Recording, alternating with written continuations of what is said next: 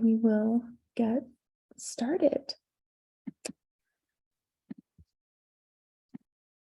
So hello, everyone. Welcome to the Measurement for What? Developing Measurement Tools for the EiE Sector webinar hosted by INEE and planned in collaboration with the UNHCR Humanitarian Accelerator.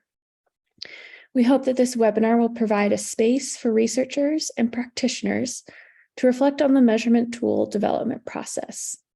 We are thrilled to be joined by a few special panelists for today. Fareeda Miah is a project coordinator with the UNHCR Humanitarian Education Accelerator, who will provide a brief overview of the HEA. Noora El Wer, an M&E Specialist with the Madrasati Initiative, will describe the process of developing a measurement tool for school climate. Justin Roskopf, Manager of Survey Services and Measurement Strategy with the Search Institute, will provide an overview of the Emergency Developmental Assets Profile, EmDAP, tool, a newly added measurement tool on the measurement library, and we'll share a link to that shortly. Dr. Fiona McEwen, a study coordinator with the Department of Biological and Experimental Psychology at Queen Mary University of London, and survey director with the Institute of Psychiatry, Psychology, and Neuroscience at King's College of London, will provide reflections and initial questions for the panelists. During the panelists' presentation, we welcome you to post questions using the Q&A function in Zoom, and following the discussion, panelists will respond to the questions that you ask. But first, I would like to invite Stephen Richardson, who has been working with INEE on the measurement library, to briefly highlight some of the new measurement tools recently added to the measurement library. Good morning. Stephen, thanks so much, Sarah. Avi, could you go to the next slide? So for those, and then the next slide after that. So for those that are not aware, the measurement library, there are two things you could do. You could visit and download measurement tools to use them, and you can also submit measurement tools. These submissions go through a peer evaluation process by researchers and practitioners all over the world to see if the measurement tool is appropriate for the measurement library to be shared at a wider audience. In the end of 2021, we had accepted quite a few different submissions, and 3 measurement tools are now featured on the measurement library, which I'll highlight a few of them, one of which is a topic of presentation by Justin later today. So firstly, there is the response to stress questionnaire, and it looks at both the school-related stress experience, stress reactivity. Its purpose is for program evaluation. It was done in the context of Nigeria with Nigerian refugees as well as local Nigerian students in public schools. The languages available for this tool are French and English, and it was developed by the NYU Global Ties for Children. Next, also from NYU Global Ties, we have the Self-Regulation Assessment Assessor report looking at behavioral regulation, also for program evaluation in Nigeria, French and English. Finally, Avi, we have the Emergency Developmental Assets Profile developed by the Search Institute. For screening program evaluation, it was done and found evidence of reliability and validity in Iraq, Jordan, Lebanon, and the Philippines. It's in Arabic, Tagalog, as well as a few other local languages in the Philippines. And Justin will talk more about EmDAP later today. Next, and so these are the 3 measurement tools that have been added to the measurement library, which Sarah has posted links to them in the chat. You can visit them, download the tools, look at the evidence reports, and happy reading. All right, I will turn it now over to Fareeda with UNHCR to get us started with a bit of background on the Humanitarian Education Accelerator. Thanks, Fareeda. Great, thanks, Stephen. Welcome, everyone. I'm Fareeda from UNHCR, and I lead on the Humanitarian Education Accelerator. If we could move to the next slide. Great. What is the HEA? So a little bit of background is that The Humanitarian Education Accelerator was first established in 2016 as a partnership between UNHCR and UNICEF to identify and bring to scale innovative education solutions to complex challenges facing learners in humanitarian contexts. At its inception, the HEA was one of the first initiatives that aimed to address the evidence gap about what works and doesn't in EiE context and what it takes to scale. Now, the challenge that we're trying to address is that evidence on what works and what doesn't in humanitarian context is limited. A vast majority of evidence is from low to middle income contexts. As a result, practitioners, donors, policymakers, and stakeholders in the EiE world have limited information at their disposal to help them make informed decisions on how to spend scarce resources and work towards sustainable scale. Investments in evidence generation, the M&E gaps, and scaling up gaps are rarely funded by donors, therefore limiting promising education programs to move towards scale. Learning from phase one, UNHCR launched the second phase of HEA in 2020, which is funded by Education Cannot Wait. Due to COVID-19, we initially pivoted the program and had a shorter COVID-19 challenge that supported 4 EdTech innovations. And then we launched the full program in October 2020 with a cohort of 13 teams from Ethiopia, Chad, Uganda, Lebanon, and Jordan.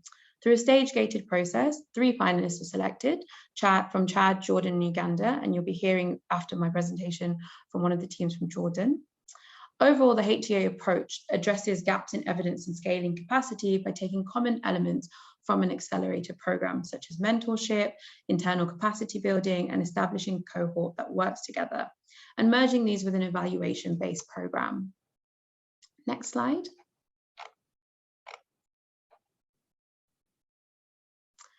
There are 3 main components to the HEA.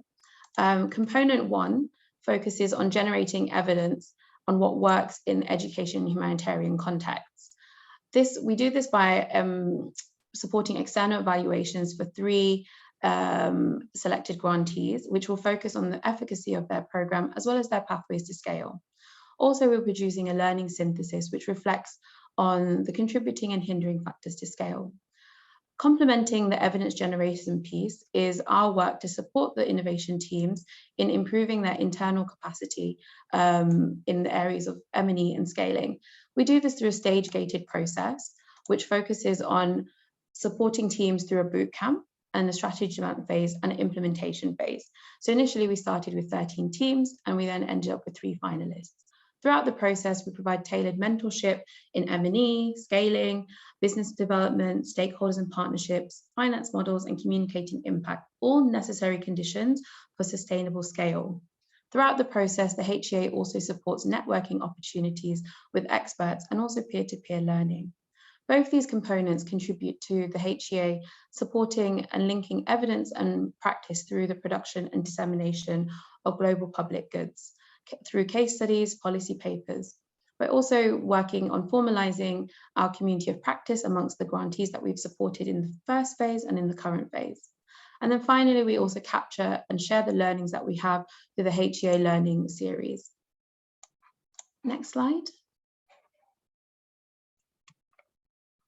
The role of measurement and when scaling. So we know more about the barriers to scale in education innovations than actually the enablers to scale. So barriers such as unstable or short-term funding, and also that the education sector is one of the most highly regulatorized humanitarian sectors can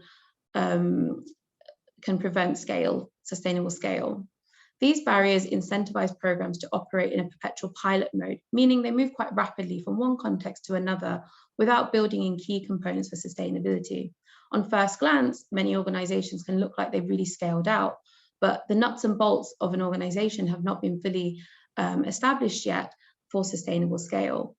Another key factor around scaling up education innovations is having a proof of concept, such as impact evaluations. However, we know from phase 1 and our ongoing learning is that proof of concept evidence is just not enough to drive sustainable scale. However, fit for purpose and contextualized outcome measures are also necessary conditions for organizations to really transition through their scale journey. Investing in measurement tools will enable innovators to really respond to the variety of evidence demands by the different EiE stakeholders. Those demands include the proof of impact. For example, does your education program work? Value for money considerations, program adaptation, and also accountability to persons of concern. I'm going to hand over next to our partner Madrasati Initiative to speak more about their experience on outcome measures. Thank you very much. Thank you, Fareeda, for the introduction. Hi, everyone. I'm Noora. I'm an M&E Specialist at Madrasati Initiative, and I will be telling you about the work we're doing to develop a measure for school climate. Next, please. Sorry. So for those of you who don't know about Madrasati, Madrasati Initiative was launched in 2008 by Her Majesty Queen Rania to respond to the needs of the schools in dire need of support. Since 2008, we have extended assistance to over 850 schools across Jordan. We have reached at least 350,000 students and 18,000 teachers and other education staff.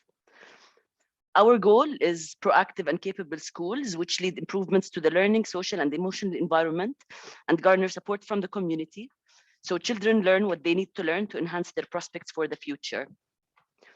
We mobilize the efforts of different parties. Our support packages cover infrastructure, capacity building, provision of resources, community engagement, sustainability, and M&E.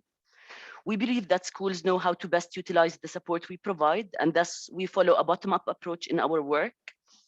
We also enjoy a long-standing relationship with the Ministry of Education in Jordan and have been a trusted national partner since 2008. Next, please. Strained education resources pose grave challenges to the sector in Jordan, and these have been exacerbated by the influx of Syrian refugees. School clubs, athletic teams, music classes, these typically enhance the quality of education and reinforce important values and life skills, yet at large they are not provided in public schools around Jordan. Such spaces for social cohesion and pro-social values learning was a pressing need for children that we have identified. Also, many teachers feel undervalued and demotivated, which reflects on the quality of education and learning outcomes, especially in boys' schools. As a result, schools have been witnessing students' disengagement, increasing rates of violence and bullying, and this has intensified with the influx of Syrian refugees. And this is what prompted us to develop the Masahati program in 2014. Next, please. So Masahati means my space in Arabic. In simple terms, the program is an after-schools clubs which operate regularly throughout the school year. They include sports, arts, community service, and other activities. They are run and managed by competent and motivated teachers on school facilities. They receive from Madrasati material, training, and other forms of support. Since 2016, the program has been implemented in 92 schools and directly engaged over 23,000 students. The schools and the issues they face have been wide-ranging. So participating students have come from different backgrounds. Many of them are considered at risk, such as child laborers, and 25% of the participating students have been refugees. The clubs have supported the development of children's social and emotional competencies, while also enabling the schools to identify and respond to the risks facing children. Internal and external evaluations have shown a great promise in Masahati. The evaluations have shown that students in Masahati demonstrate higher interpersonal acceptance. They are more likely to adopt peaceful conflict resolution methods and pro-social attitudes. Also, the evaluations have found that the clubs have impacted school norms. They have increased inclusion and influenced teachers' sense of mission. Next, please. So the program is more than just an after-school program. It has shown extremely valuable in different settings, in single and double shift schools, in rural settings, and also in underserved urban communities.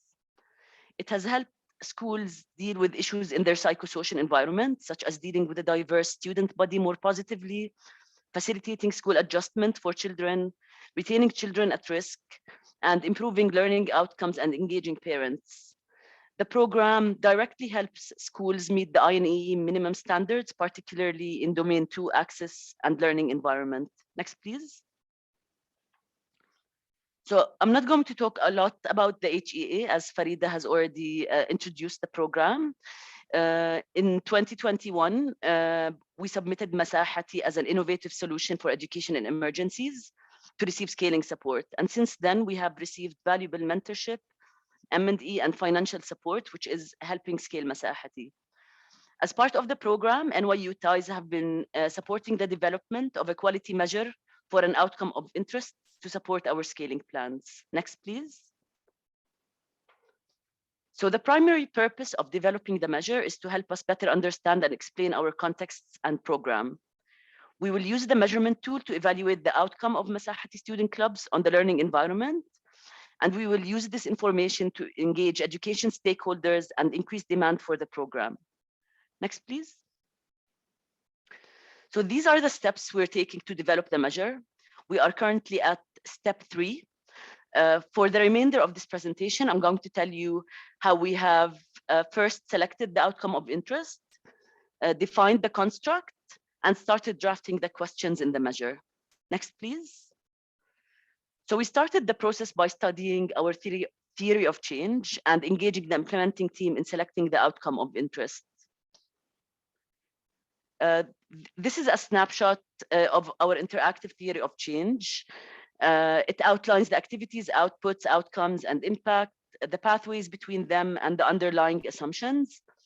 I'd like to take the chance here to thank the team from NYU Ties and UNHCR for all their help in finalizing and visualizing the monitoring framework and the theory of change.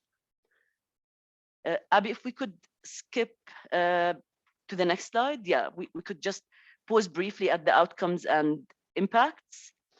We wanted our measure to capture the higher order results of the theory of change. So at least the outcome level and maybe even the impact level.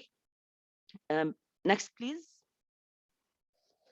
And we engaged the implementing team and a group of teachers to identify the primary piece of evidence that can support the scaling of Masahati. These are the 3 initially shortlisted outcomes. One was on school personnel's motivation, the one on the bottom right. The second was on social cohesion among students. And the third was on school climate, and that is the highest level of the theory of change. Next, please. So after a series of readings and discussions, we selected school climate as our outcome of interest. It was a good idea because first, it's an expected outcome of Masahati students clubs. We also expect it to matter to children, and we expect it to be interesting to education stakeholders. It also corresponds to Madrasati's overall mandate. It's a specific enough construct, but not too specific, so it can be measured, yet it remains meaningful and interesting. Next, please. So the second step was to clearly define what we want to measure. Next, thank you.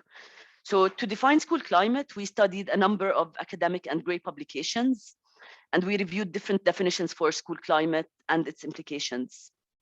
From there, we were able to identify the core elements of school climate and the attributes which make up the construct. Next, please. This is the definition we developed initially based on the literature review and the team discussions. So school climate is the character of the school which the students perceive and experience. It's a multidimensional construct that measures the physical, social, and safety dimensions of the school that the students perceive and experience. Next, please. Next, we had to better analyze the attributes to make sure they capture the realm of students' experience of school climate. The 3 snapshots you see here show the evolution of the process. We started off with the 3 attributes in the definition, and we started unpacking what each of these mean. You can see in the first image on the left how most these attributes were initially clustering under social safety. In the final image on the right, we had moved this activity to an online tool, and we were able to see 4 main clusters. Initially, we called them nice and caring teachers, students' school belonging, safety and discipline, and engaging school. Next, please. Finalizing the attributes has been a highly iterative process. It involved a lot of conceptualizing and reflecting on our experiences as previous school children first, and later as professionals in the sector. We examined students' responses to similar items we had previously used in M&E, and we kept moving between the items and dimensions, countless times before we felt comfortable that the 4 dimensions represent the students' experience of climate in Jordanian public schools. I like this quote from one of our team members. She described the process as follows: it requires a lot of back and forth among the Madrasati staff, and so the definition of what we are aiming to measure, as well as the attributes, were constantly changing. Next, please. Here is our refined definition of school climate. School climate is the set of norms and expectations of the school, its character, which the students perceive and experience. It is a multidimensional construct that measures the learning, social, and safety dimensions of the school.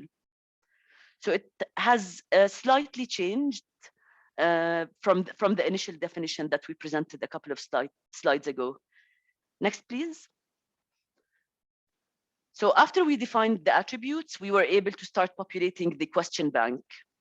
We revisited the measures that we had used previously, and we looked at what worked and what did not work. The INEE measurement library has been of great help in this. We found a highly relevant instrument, and that is the child-friendly school questionnaire for Syrian children in Lebanon. One of the great things about the measurement library is that it provides comprehensive documentation. Other online tools, academic publications found on Google Scholar, the RAND Education Assessment Finder, and frameworks and tools by education authorities in Jordan and abroad. All these have helped us in identifying items and attributes, which we basically started dumping into the question bank. Next, please. So what's next? Once we have selected, adapted, and translated the items that will go in the measure, we will hit the field to conduct cognitive interviews. During this process, we will ask the selected questions to a small sample of children as open-ended questions and see how they respond to them. This will help us select the questions that are most reflective of children's experiences, and they will also help us word the questions so that they are relevant and understandable to the children. We are planning to do this over this coming summer during our summer camp activities, so we will have a good measure to launch with the beginning of the school year in September 2022. Next, please. So finally, the challenges. First, developing a measure that speaks to children's experience is a tough task. This is critical for the questionnaire to measure school climate as children experience it and not as we assume it is. The cognitive interviews will help us in this. We will word the items as closely as possible to how children describe those attributes in their simple spoken Arabic. For this measure to be cost effective, it needs to be filled by the children themselves. Our assumption about children's reading and comprehension abilities have not always held, and this may even be a bigger challenge post-COVID. For this, we are also considering ways for the questions to be read out loud and explained to children. Another challenge is that the team needs to hold advanced knowledge in statistics to run tests and interpret results, and this skill set is not always there at national NGOs in Jordan. NYU TIEs are providing a module on statistics as part of the HEA support, and they will be covering the basics. We have one team member who is proficient in analysis and will be training the rest of the team on running and interpreting the analyses that we will be needing. The final challenge has been in finding partners and donors who are interested in the outcomes that we are interested in.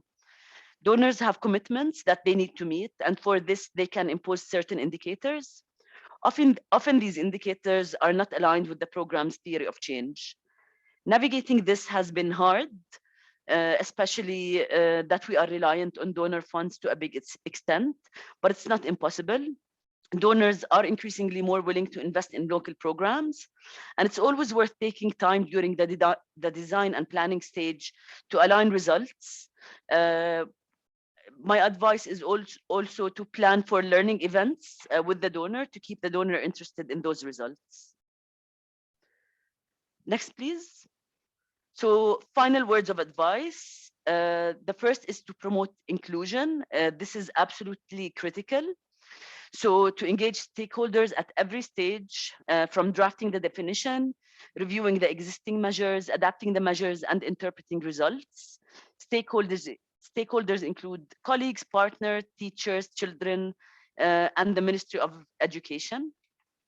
The second advice is to always self-revise, continuously revisit the theories of change and the measures used previously, and critically looked at what worked and what did not work.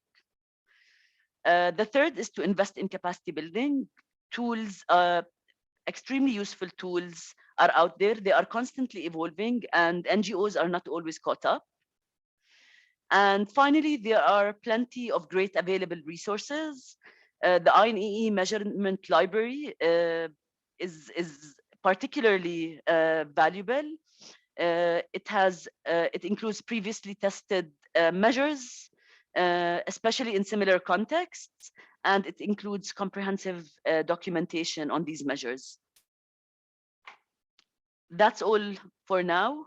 I don't know if we're open for any questions right now, or do we keep them until the end, Stephen? And until the end, those questions right now, they can add them to the chat and we can look at them towards the end. Thanks so much.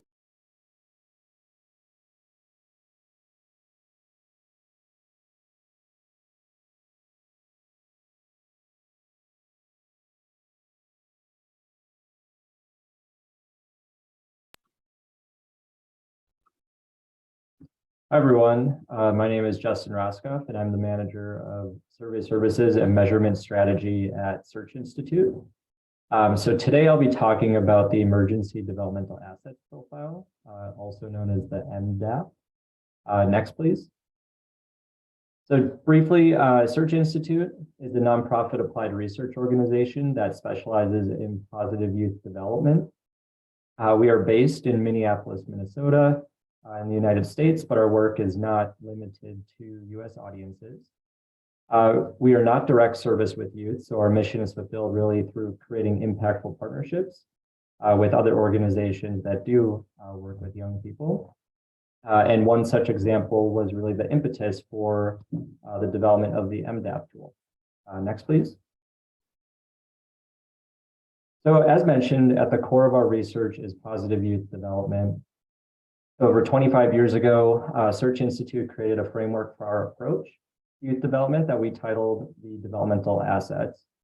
So this framework broadly represents the positive experiences, relationships, opportunities, and personal competencies that young people need to be healthy, caring, competent, and responsible. It's research-based, but built around the ideals of being practical, measurable, actionable, and flexible and adaptable across contexts. It's a strength-based framework, which is why we use the terminology of assets. It's really grounded in the idea that relationships are the primary driver of development. Our research has shown that assets have a powerful impact on lives and have shifted the focus from really focusing on new programming to being more intentional in our approaches. Next, please. So we view the assets as building blocks, meaning that as young people have access to more developmental assets, we tend to see stronger outcomes, including increased thriving indicators, reduced risky behaviors, and stronger resilience. Our studies have found this to be true across differences, including socioeconomics, race, ethnicity, education status, family composition, gender, regions, etc. These 8 categories that are listed on this slide are the asset categories. The 4 on the left are external, which are more relationally driven, and the 4 on the right are more descriptive of social and emotional attributes. Next, please. So to assess our framework, we developed a tool known as the Developmental Assets Profile. So this is a youth self-report survey that asks young people, usually between the ages of 8 and 18, but we have used it with young people beyond 18, up to age 26, about their attitudes, behaviors, and experiences. The DAP has been used by organizations for differing purposes, including research, program evaluation, program planning, community mobilization, advocacy, counseling, and needs assessment. So we built the tool to intentionally follow what we call SERVE principles, meaning that it's simple. So it's short and focused on one area, one framework in this case, which is developmental assets. It's easy, quick and easy to administer, it's reliable, it's valid, and it's efficient. So within this short measure, we are providing data on the full framework. Next, please. So the DAP that I just mentioned is 58 items in total.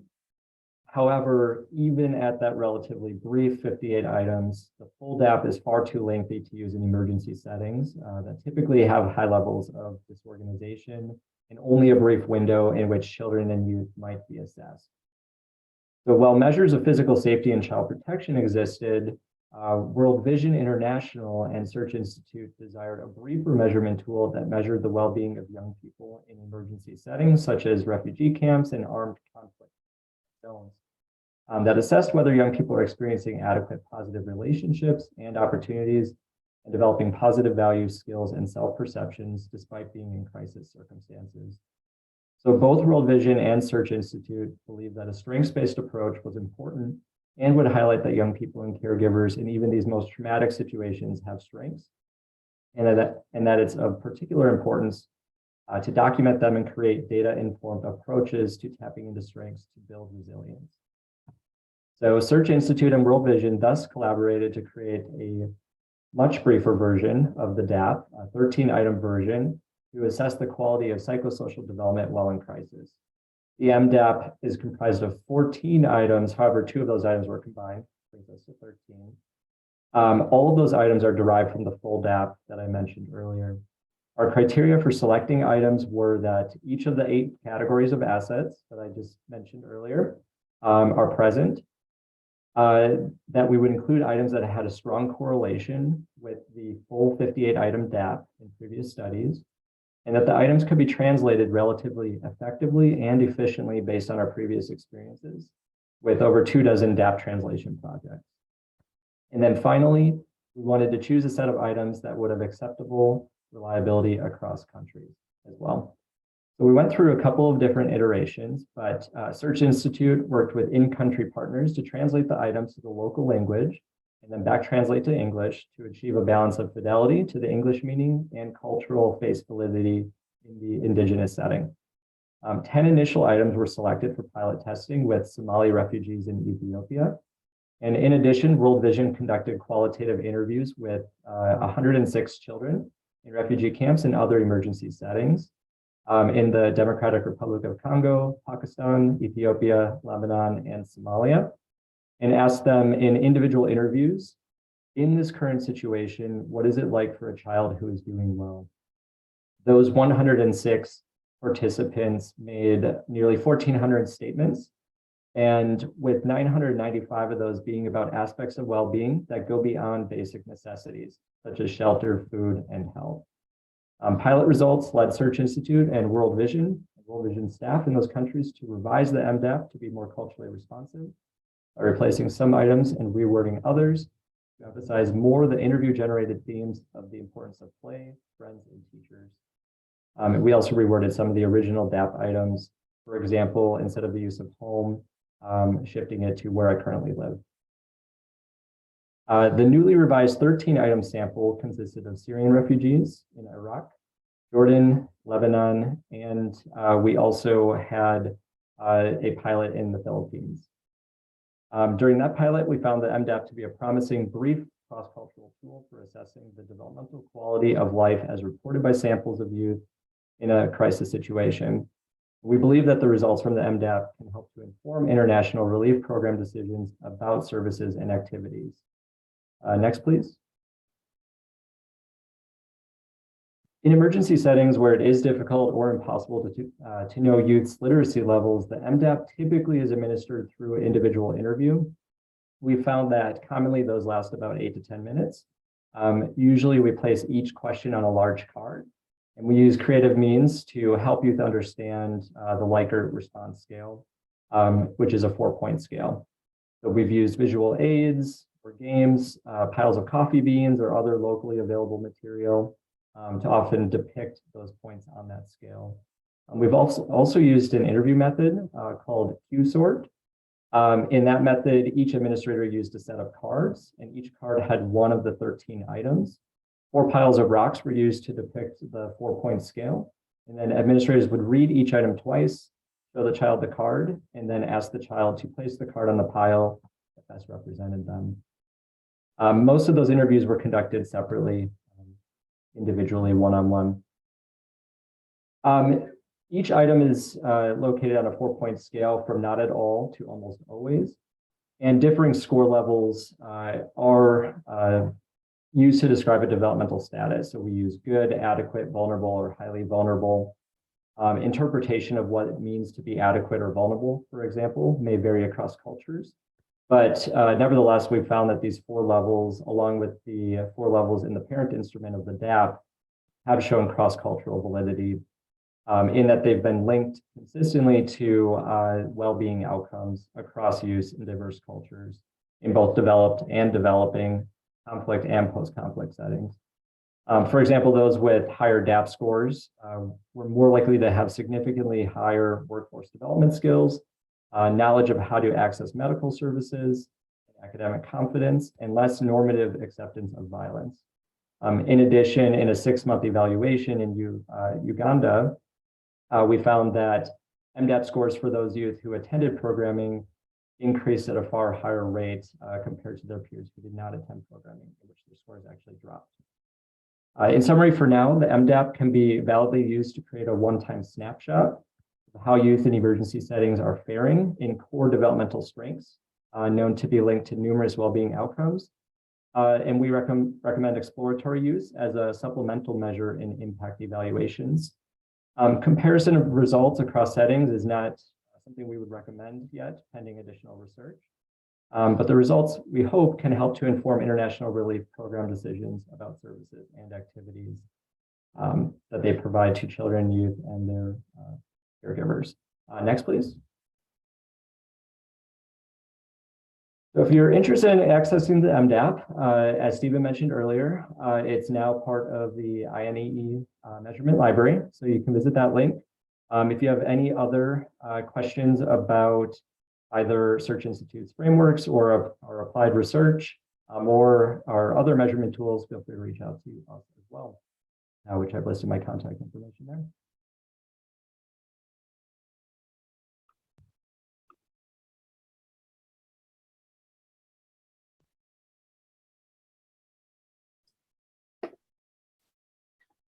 Great. For those that have questions, go ahead and type them in the Q&A chat. We'll now invite Dr. Fiona McEwen to provide some reflections and other questions for our panelists, and then open it for a broader discussion as well. Dr. McEwen? Thank you. And thank you to both the speakers. Those are both really interesting presentations. And I think what's especially interesting is that it's really nice to hear about 2 projects that are at really different stages. You know, one at that really early stage of really trying to work out what it is you want to measure, you know, and how to go about that, and then to hear about a measure that is you know, well developed and been used in lots of different contexts. So I think that it's sort of really helpful to sort of cover the different, you know, all the different steps of that process. So just I'll give some sort of brief reflections, and then I've got some questions. I think what is often an issue, and one of the things that we're often grappling with, is that sort of tension between measures that have some sort of degree of universality that we can use across different contexts, and obviously for many times we want to be able to make comparisons across different cultures or different communities, so we need to find measures that are measuring, you know, we assume that there's something that's universal enough and that we can measure in a sort of common way across different contexts. But at the same time, when we're adapting measures to different contexts, it's really about trying to make them specific to that context. We need to know that the translation is right, that the concepts are understood.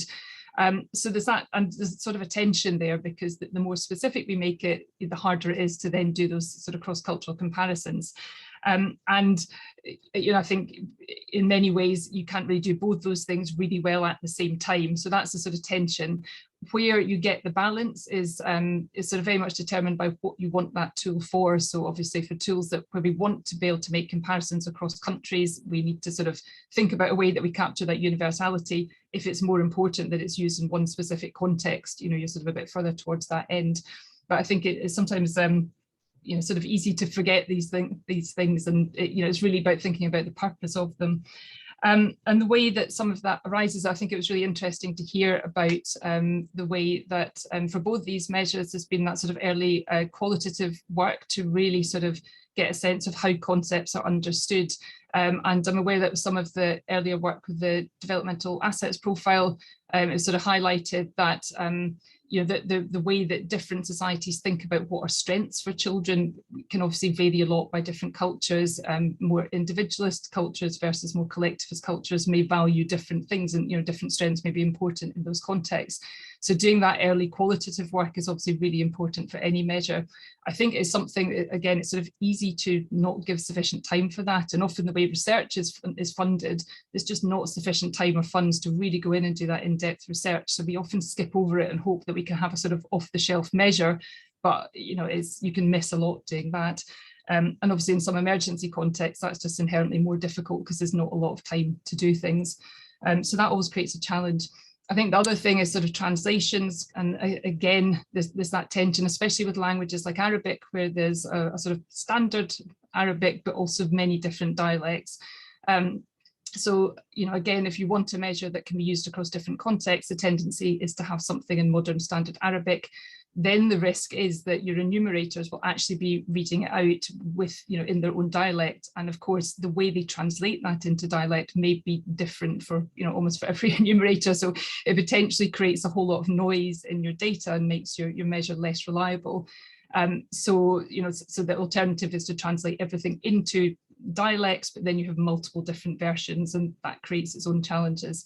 So trying to work through these issues is obviously something we need to think about. What we've sometimes done is had measures in modern standard Arabic, but where there are critical dialect words that it needs to be a particular translation so it doesn't change the meaning, that we have that in brackets as well. So we try and sort of marry those two approaches. But again, it sort of depends a lot on the purpose. And I think the other thing that was highlighted is that, you know, especially in emergency context, you can't always assume that children's literacy levels will be sufficient to read a questionnaire. And this is especially true, obviously, in protracted crisis, where some children will have been out of school for many years, sometimes, or haven't been to school. So then we have to adapt, like with the EmDAP, sort of, you know, doing that as an interview format. And it's really nice to hear about all the sort of innovative approaches to do that.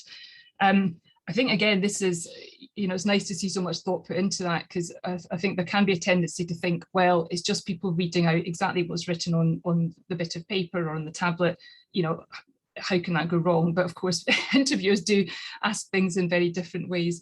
We've noticed with some of our data where we have used measures where there's a child report version and a parent report version, you know, already you usually just get modest agreement between them because they you know, report in different ways. But if you have different interviewers interviewing the child and the parent, that agreement is even lower again. So it does suggest that the interviewers, you know, their different styles and approaches, how much time they give people to answer, how much they rephrase, you know, all these things again introduces that bit more variance. So you know, that's where training of the enumerators is obviously really, really important, and providing really good guidance. And the MDAP, obviously, it's a really well developed measure now, and in the measurement library, that the guidance materials are, you know, really useful for that. I think the general rule is always providing more information than more detail than you ever think is necessary, because actually the detail is necessary, because otherwise people interpret in all different ways. So giving really clear instructions for how something is to be administered, where they shouldn't be rewording or where they can't, you know, those sorts of things. It's so important to specify all of that. So I think that's the real sort of take home from that.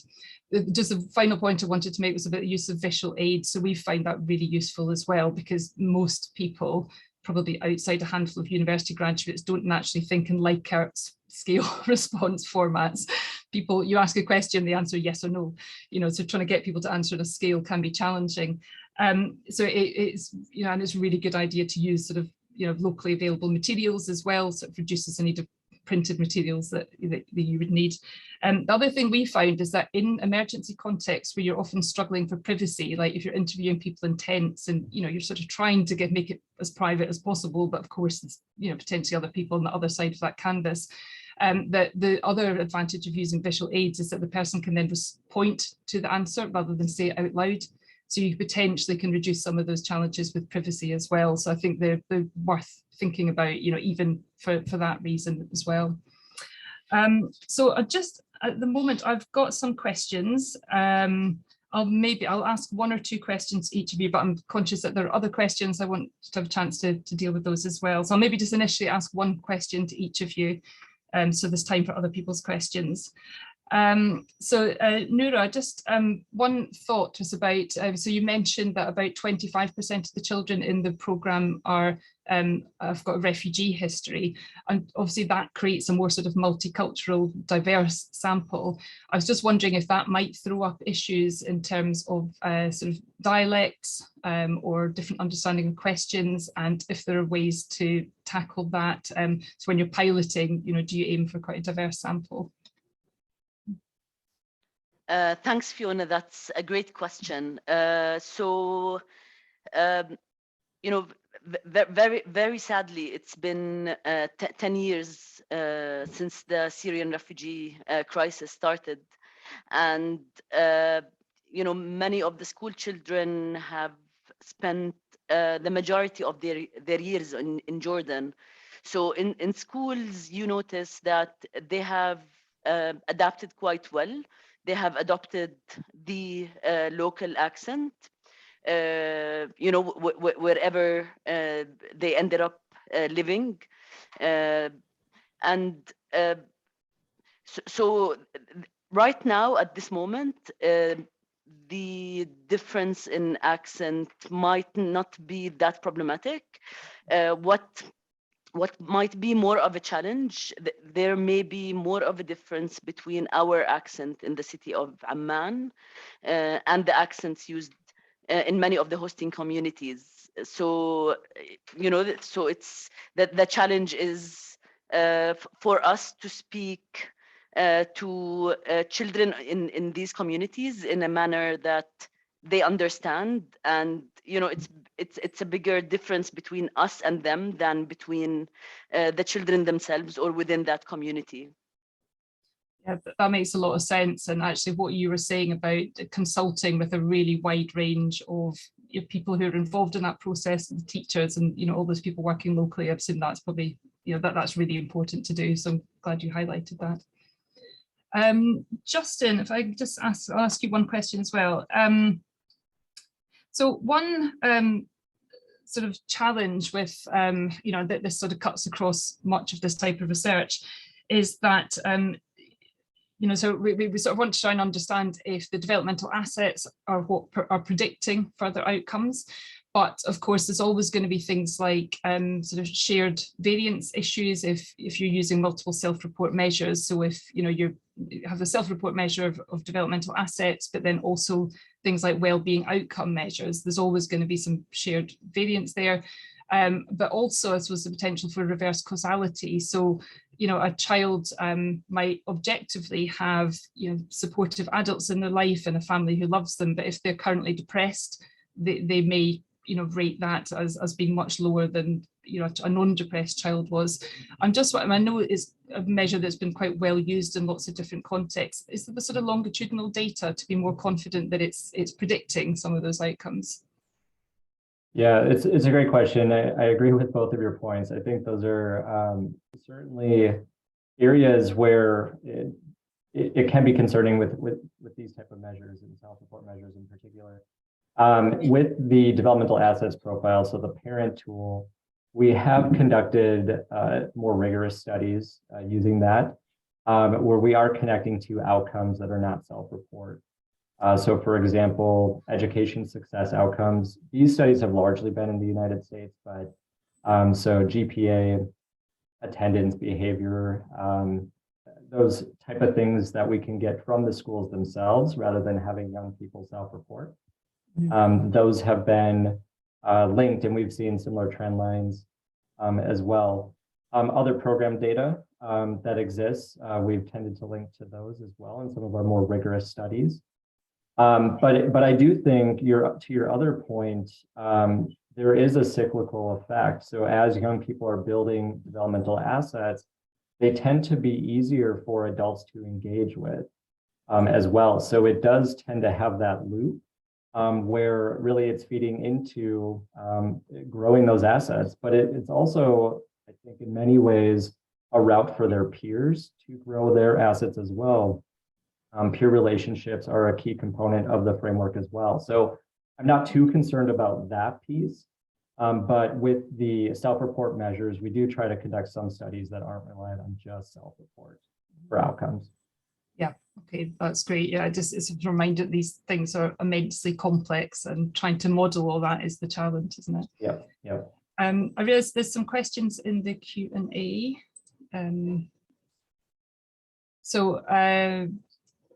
There's a couple of questions about the EmDAP in the Q&A. Justin, are you able to address those? Yeah, let's take a look. So first one here, what was the profile of students interviewed in different countries to develop MDAP? For example, some of those interviews were done in Pakistan. Yeah, so the profile was largely meant to reflect the audience that the tool is being developed for. So usually it was young people ages 8 to 18. I don't know the particulars of the population in Pakistan, but actually all of the young people were in some type of crisis situation, not necessarily because of armed conflict, but there was, all of these populations were displaced. I know in some regions during that time it was due to drought. Our study in the Philippines was due to the typhoon. So the commonality there, I would say, is displacement and ages 8 to 18. Those were the most common participants in those interviews. And then another question about different ways that we visually represented our Likert scale responses. So yeah, I agree with you, Kristen, that we've found over time that, and to your point, Fiona, that the unfamiliarity with the scales can lead to challenges in implementation. And training enumerators can actually be one of the most critical steps, making sure that they're there, as they're the ones conducting the interviews, making sure they're equipped to describe it in a manner that is consistent with what the intent is for each of the 4 points. But we've tried to use locally sourced materials. So we'll set up 4 kind of different measures. So we've used rocks, coffee beans. We used a glass of water where we filled the water glass to different key points. So at the top of the Likert scale, almost always, it's pretty close to the top, being all the way full.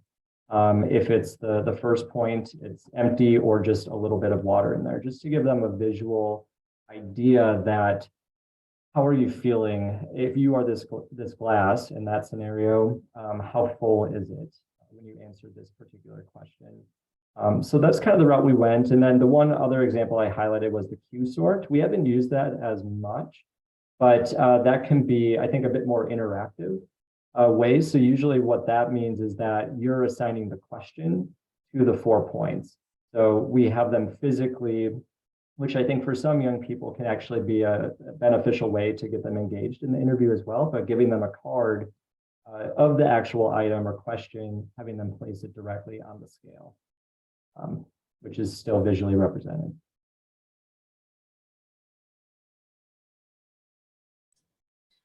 And I think the other thing that was maybe mentioned in one of your papers is sort of getting them to practice with some different questions that are sort of easy to understand. And we've done this with as well sometimes, you know, so if they have examples where it's sort of, how happy would you feel if you found this much money or that much, so, you know, things where you can sort of check their understanding that they sort of grasped that. So I think that's important as well. Do we have, I'm not sure if people are allowed to raise their hand or just need to put questions in the Q&A. Right, Christian's just added that comment about confusing some participants. yeah, it's sort of really interesting to hear people's feedback on this as well. And just to, yeah, as I was saying, sort of making sure that we sort of practice and check understanding. Again, it's sort of really easy to forget to build this into, you know, to these types of studies.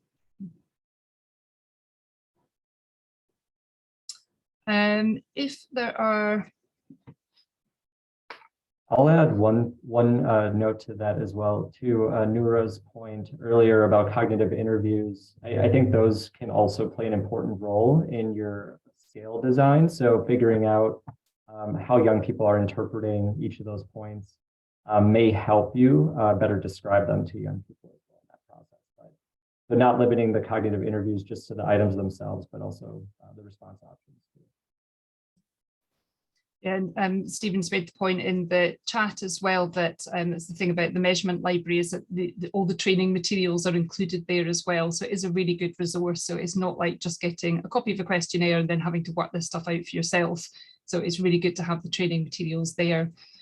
I'm not sure if we've got time for another quick, I've got a couple of quick questions if there aren't other ones in the Q&A at the moment. So Noora, one of the points you were making is that it's obviously really important to be measuring things that align with the donors' concerns and the people that you actually want to use the program or, you know, sort of use the measurement tool. I was wondering with your program, sort of, you know, what sort of things that they would be concerned about? You know, is it school attendance and dropout, or, you know, or educational attainment? And you know, would you anticipate that your programs would be contributing those things to those things? And of course, some of them may be easier to measure. So I'm just wondering how possible it is to sort of link what you're doing up with that other data in a way that would, you know, help to make a stronger case for it. So, you know, sometimes the donors are not that far off. So sometimes the indicator has to do with absenteeism. Now that we're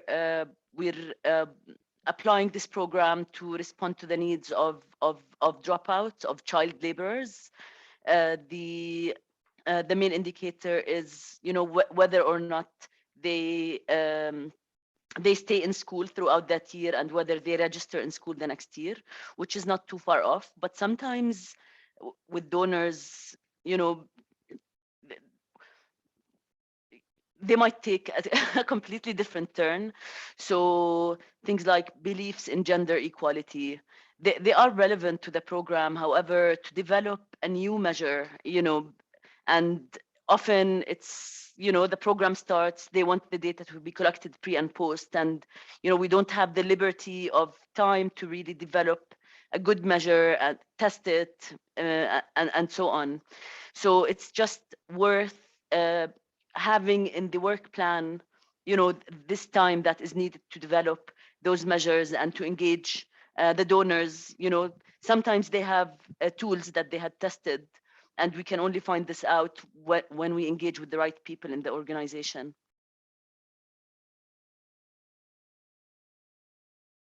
Yeah, thank you. I was just wondering if, so we're at 3 o'clock, if I could just ask Justin one more quick question, if I'm allowed to. So the full DAP measure includes, obviously it has lots of different subscales, and it focuses on those internal assets versus external assets. The MDAP obviously is much shorter, and you just sort of get one total score. I'm just wondering if that's a problem. Are there any types of uses where you'd actually want to be able to separate the internal and the external, and can you do that with a short measure? Or... Yeah, we did look into doing some factor analysis with that. I think more testing needs to be done to see if 2 factors do come out, an internal and an external. With the MDAP, it's how we've largely used it is just that total asset score, which we have found to correlate with the overall asset score from the 58 item measure. But we actually use the item level detail a lot, just given when we're prioritizing things in these settings. Just it feels more practical and actionable for the staff who are on the ground. But yeah, so we haven't really teased out 2 different factors. It's really been that overall score and then using the item level details for the 13 item measure. Great, thank you very much. That's really helpful. I think we are at end of time now. I'm not sure if Stephen or anyone else has any closing comments. Yeah, thanks so much, Fiona. I'll make it very quick. First of all, thank you to UNHCR, all the panelists and the discussant for joining us today. Thank you for those that asked questions and all that attended. My 3 calls to action are: number 1, visit the measurement library, review and download those tools, reach out to developers as appropriate, engage with the measurement library channel on Slack if you have it. And finally, there will be a new submission round happening this fall 2022 for new measures. So if you find measures that you feel that are appropriate, if you're developing them, please do reach out. There's many different stages that measures can be reviewed at and promoted. So we just really want to make sure that practitioners and researchers don't start from scratch. A lot of time, money, and investment has started, and